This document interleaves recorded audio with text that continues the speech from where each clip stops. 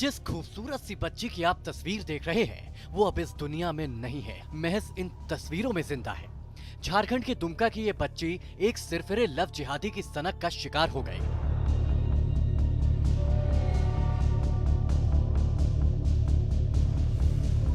यही वो हैवान शाहरुख है जिसने अंकिता नाम की इस बच्ची को जिंदा जला डाला। इसकी शक्ल देखकर साफ पता चल रहा है कि इसे अपने किए पर बिल्कुल भी पछतावा नहीं है। ये तो उस वक्त भी ठहाके लगा रहा था जब अंकिता आग की लपटों में बुरी तरह से झुलस रही थी।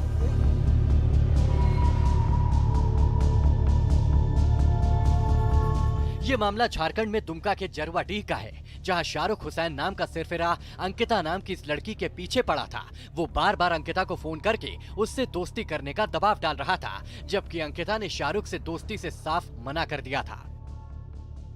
पिछले 23 अगस्त की रात अंकिता अपने घर में सोई हुई थी।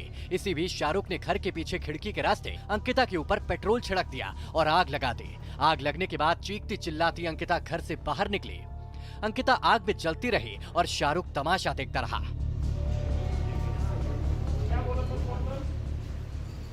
अंकिता के घर वालों ने किसी तरह आग पर काबू पाया। इसके बाद अंकिता को रांची के रिम्स में भर्ती करवा दिया गया। अस्पताल में ही अंकिता ने पुलिस और मजिस्ट्रेट के सामने 164 का बयान भी दिया था। अपने बयान में अंकिता ने बताया था कि शाहरुख उससे छेड़छाड़ करता था। उसी ने उस पर पेट्रोल छिड़क कर आग लगाई थी। पहले फेंक दिया था के मुक्का से, खिड़की से। हाँ, दारू पिया था ना। आया दुमका मार के पेट्रोल शीशा तोड़ दिया। फिर आग कैसे लगाया? आग लगा वहाँ से भीगा पेट्रोल फेंक के और सलाइ मार दिया। आई वो यहाँ सुता हुआ था। तो उसको पता था यहीं सोते थे? होते पता चले ना। सब दिन हमारे लड़की पोती ही सुते है कल्ला सब दिन।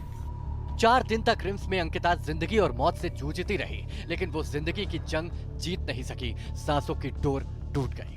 कि कुछ जो चीज़ें हैं वो न्याय प्रक्रिया के अंतर्गत आती हैं, उसी संदर्भ में हम लोग इसको बिल्कुल ही प्रायोरिटी के साथ करवा रहे हैं। उस बच्ची का हम लोगों ने मजिस्ट्रेट के सामने डॉक्टर की उपस्थिति में उसका बयान करवाया था।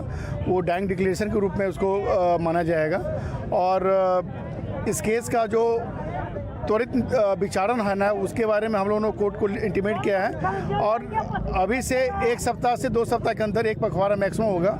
इस केस में हम लोग चार्जशीट फाइल करेंगे और इसी सितंबर महीने में इसका विचारण प्रारंभ कराने का प्रयास करेंगे।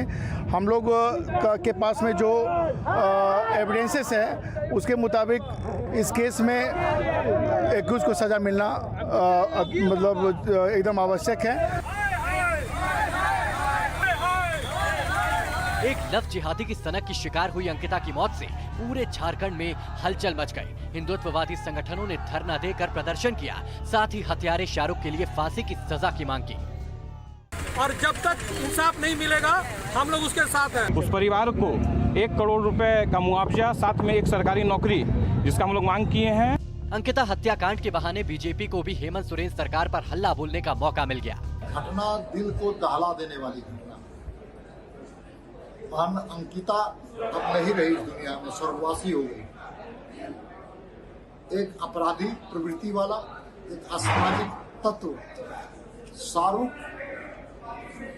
के हाथों से उसकी मौत हुई।